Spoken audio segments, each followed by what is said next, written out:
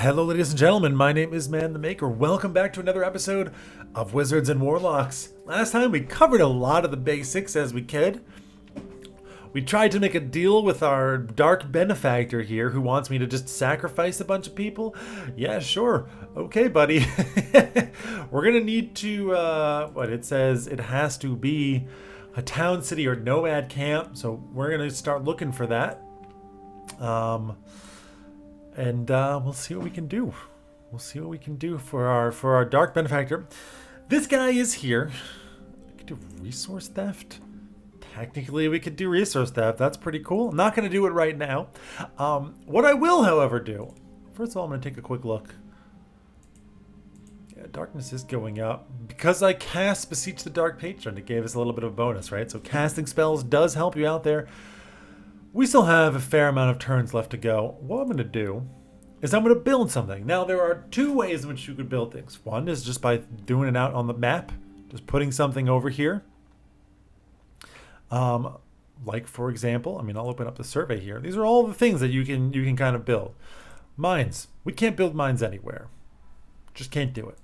Quarries we can put everywhere and give a tiny, tiny, tiny amount of granite. It's not really that good. So probably not something we're going to do. Farms are also going to be pretty garbage up here in the desolate wastelands. Hunter's Lodges, on the other hand, 13 furs and 8 food.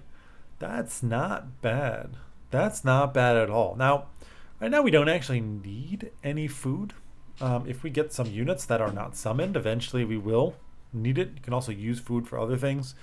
The furs you can just sell. And it's not, that's actually a decent, I think it would translate into a respectable amount of money, which brings us to here. We can go ahead and take a look at the economy screen. So here, and this is honestly what we're going to use it most for, is where we hire more workers. You might remember that our workers are just making us gold in our wizard's tower. But when we start building things, when we start running logging camps or hunters' lodges, you need workers inside of them for them to actually do anything. So eventually we will need to hire a bunch more. We're not going to hire these guys right now. We don't have the resources almost certainly for them. So we're not going to worry about it. You can also hire mercenaries. It's actually a fair amount here, and they are very expensive. Jesus. Upkeep, we can't afford to upkeep anything, mind you. So, yeah, we can't afford to buy them, but we can't even afford to upkeep them. We'll just go broke. We can also recruit more followers here. They're also quite expensive, but it might be something that we look to do in the future. For now, we're not going to worry about it. Also, here's where we can buy or sell things. So what I wanted to look at is first. The price to buy right now is 24 gold. So obviously selling it is going to be quite a bit less, but not so little. I actually don't know. We can maybe take a look here. Better than half. Selling it is better. Okay, so this is almost 1-to-1. The lumber is like, what, 70%? 75% or something even? Of that. Very, very quick loose math. So we can imagine that if we start getting some furs, well, we're going to be able to sell them for anywheres in my tiny sample size from like, I don't know, I would say 15 to 24 each. We get 13 per turn. That's a sizable amount of that's a sizable amount of gold. We don't actually have any resources here, which is unfortunate. You can start with them. It hasn't happened, which is too bad. Over here is some copper ore. Okay, interesting to note. We may want to look at 400 gold and 80 lumber. Yeah, we don't have the money for it, but if I wanted to try, I have to click here, build the Humper's Lodge. Yeah, we don't have 80 lumber. We would have to buy the lumber. We would need 10. And if we look at the price, it's 70 gold. We would technically have the money to do it, but, and this is something that you gotta be a little bit careful. I did the first time I played. By building these things so early, you gimp your gold production. Because we're going to have a worker over here, first building it and not making us any money. And it's probably going to take, I don't know, 6 to 12 turns. And then they have to work there. So we're actually only gaining, I mean, okay, would be actually quite a bit more money than the worker. He's only giving us 50 here. Would be a lot more money. Tempting. Actually somewhat tempting. Maybe I do want to go back here and just check on the prices of these guys. Yeah. The thing that's going to stop us from getting workers is that influence cost. We get what it's going to take us quite a bit more turns until we can get any workers. So not going to worry about that for now. Fine. Okay. The other thing that we can do that doesn't take a worker and only takes gold is something here. Here we can get all kinds of interesting things. +1 XP to non-recovering followers of level 5 or less with the civic type. This thing gives a little bit of mana, increases chance of good random events, and reduces chance of harmful ones. Crystal Vault just increases max mana storage. Arcane Lab gives a tiny amount of chance to increase a research project of specific types. We're not doing any of those right now. Does give... modifies the progress by 1 research point for each arcane follower at the tower. So they actually have to be at the tower. And gives XP to arcane type. And a Varium. Okay. I wonder. We don't have any... You're a scholar. We don't have any arcane types, do we? Nor do we have any civic types. So none of these things would actually give us experience. This does nothing. Just absolutely nothing for us. We don't have the arcane. I do kind of like observatories, but that's fine. Over here, there's a lot more things that we can look at. Passage to the Underdark, for example. Very, very, very, very, very expensive. Gives some pretty solid things. Mastery progress to a random mastery. I mean, it would give us the darkness. Also 1 Underdark good, which just turns into money. The Waterways also does something like this, right? Earth, Shadow, or Water, and you can get albino alligators. Conversely, you could just get a library if you have an ancient tomb. A Vivisectorium. So when you won a battle, controlling at least 50 hit points worth of living enemy losses, 10 medium humanoids, we gain 10 mastery progress towards a randomly chosen of the following masteries. And it gives 2 mana. That's actually kind of awesome. It's actually kind of awesome. Because we are going to be fighting 10 medium humanoids and 10 mastery progress towards blood, for example. Not bad. Not bad. We can also afford it. Whenever a wizard casts a world spell, you get mana from the coils. +1 mana. Okay. Can't actually do it. I wish you could remove what's unavailable, because basically everything is. We can get the Vivisectorium, which also gives 2 mana per turn. Other choice would be to get a barracks, more active recruitment, and we can get better recruits. Here is also where you can get cavalry, ranged troops, the shrine, religious type, which we don't have any of right now, and does give a mastery progress towards different things like darkness, for example. And gives 2 mana. I quite like the shrine. Bazaar improves market prices. Generate a follower. 5% chance per non-recovering mercantile follower at the tower. Yeah, improves mercantile stuff. Enchanted Garden just gives herbs. Well, we can't even do it. And then there's just a straight up arena, so we can't do that either. I'm kind of thinking... Right, and what's nice is it just doesn't take a worker. So this is the only reason why I'm like, this is kind of interesting to me. Because we can do this, it gives 2 extra mana production. It gives +1, yeah, we don't have any religious type. Maybe I want to hold off and see if we actually get, no, you know what, screw that. I want a Vivisectorium. We're just going nasty, man. I don't know when we're going to be getting into any fights. We need more mana, which will help.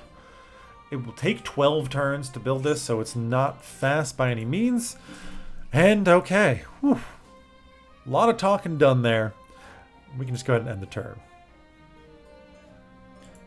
And I'm just going to move over here.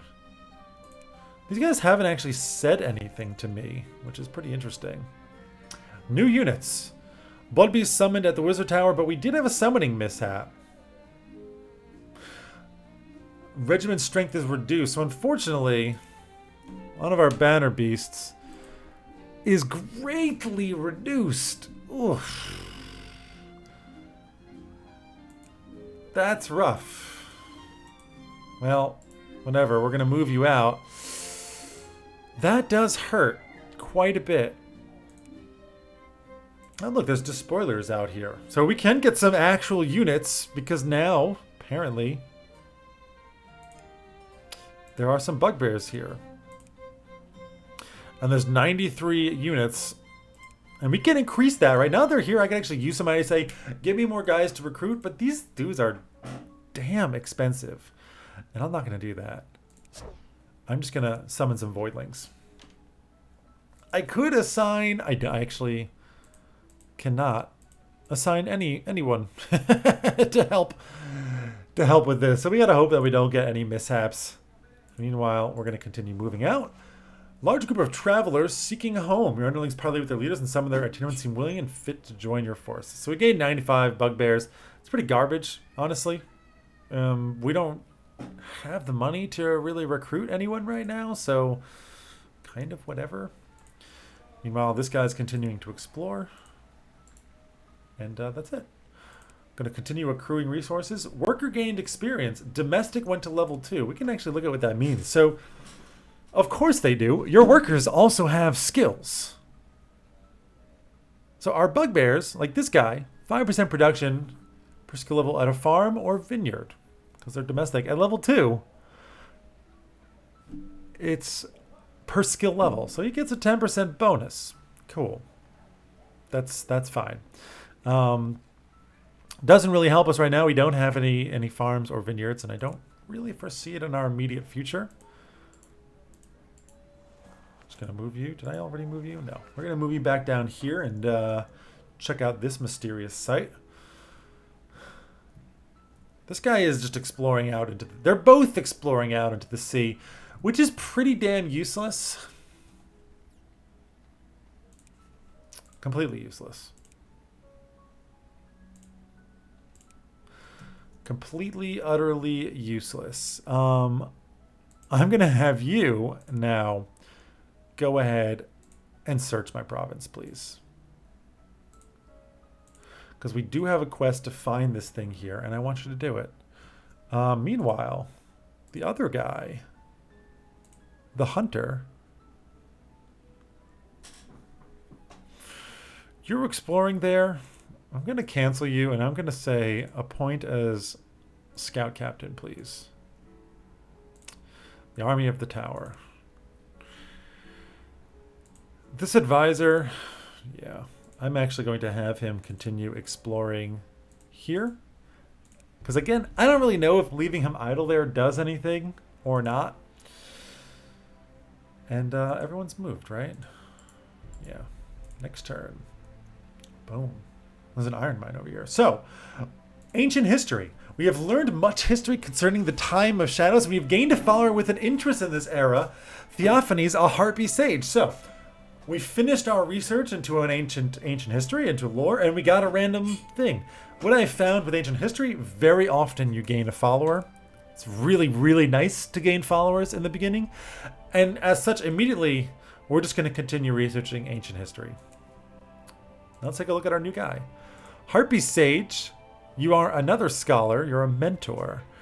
Gives an experience bonus to other characters on a mission. Interesting. Temptation plus because you're chaste. And you're just. You are evil, which fits us. Patron deity is Hector of the Plane of Fire. I forgot that we could also look at their patron deities. What to do with you?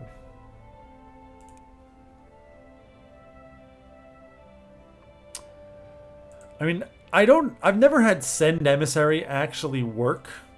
I know these guys are here. No notables. I don't know anything about this place. I could attempt to sabotage. It probably is not going to go well.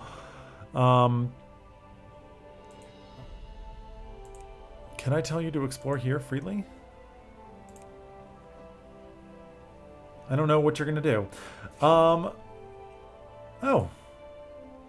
Your agents of Vivisectorium learned that the dungeon they have been sent to locate is named Tower of the False Prophet.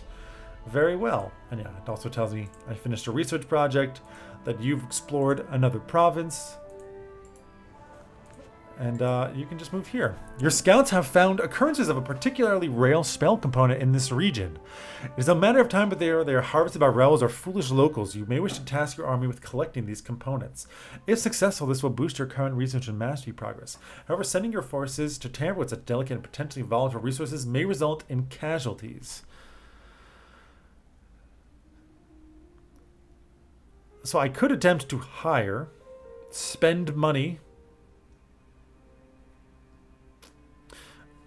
25% risk of mishap, but 100% chance of success. I don't actually know if it's including this. I'm going to send everyone. Your forces succeeded in collecting the components. Some of your forces handled the volatile components recklessly and suffered casualties. The following units were affected. Mutilators -20. So we took some damage. It's actually not that big of a deal because we can just go back to our territory and replenish there. But we did gain bonus to mastery of destruction and darkness by quite a bit.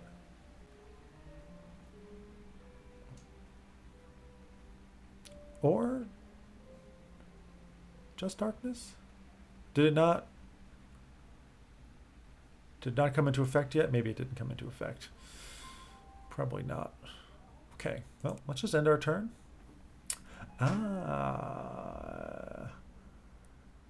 Nodor would like you to send an emissary to stay for at least 4 turns. Well, hello. I can try and corrupt you guys, which is pretty awesome. Okay. This is how you send an emissary. Noted. These are the Azure Elves. And it is a town here. Well, I don't really want to be friends with you. I think I want to just kill you.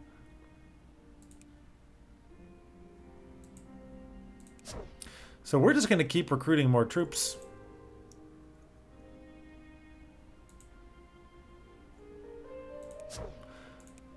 Alright, that's all we're going to do. Blood Beasts are lined up. We got new units, actually. Voidlings were summoned.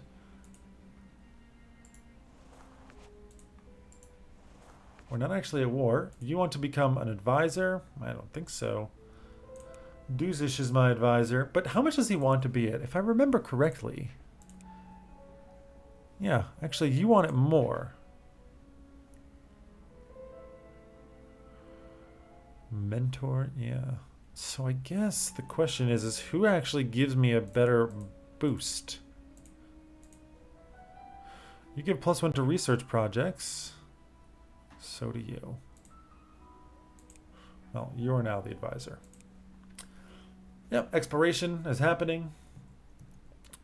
We are gaining money, though less now because we have a new follower. And they do cost money. We are trespassing.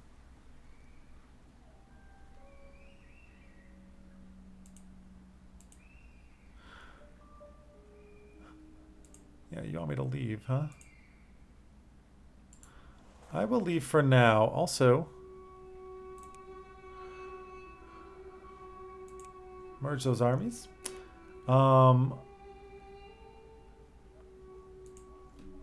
You want the office emissary.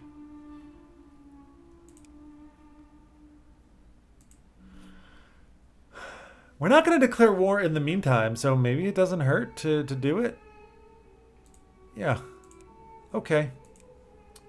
I don't actually need to explore more. And I'm pretty happy. We're slowly accruing more money.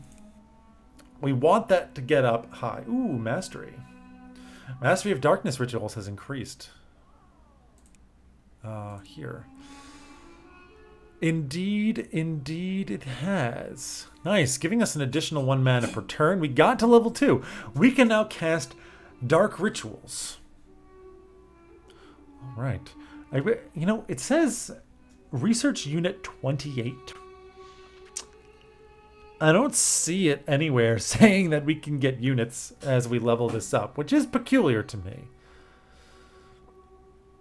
which is peculiar to me. Getting this level 2 get explode person. Yeah, that sounds pretty wicked. I think I'm going to just continue focusing on the darkness.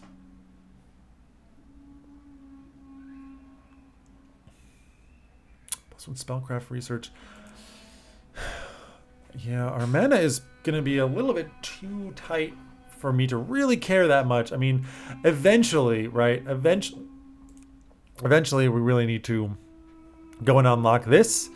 But the problem is we need this, and we need a second research, which I think costs 1,000 gold, and then we need like 450 mana to bind a node. So it is a sizable investment. It is not a joke. You guys can move. Okay. Yeah, continue just chasing down darkness there, please. And eventually we are going to come here and we are going to feast upon them. It's actually really nice. They already have an iron mine here.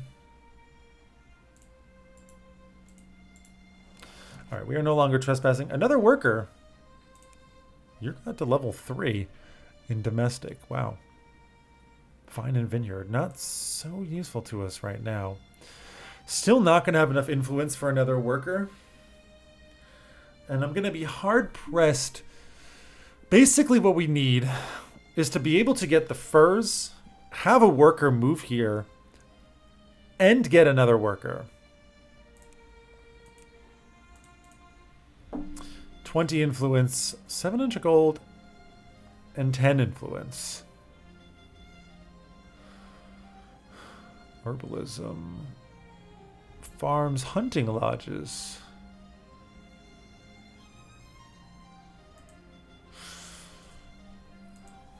That is pretty interesting to me. 700 gold. I mean, the thing is we couldn't actually buy you and use you. 10 influence is very cheap.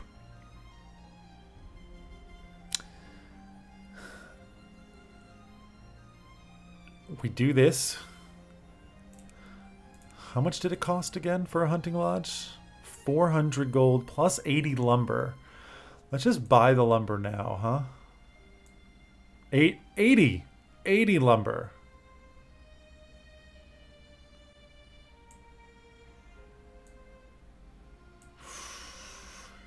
That's substantial. I don't know how much it is.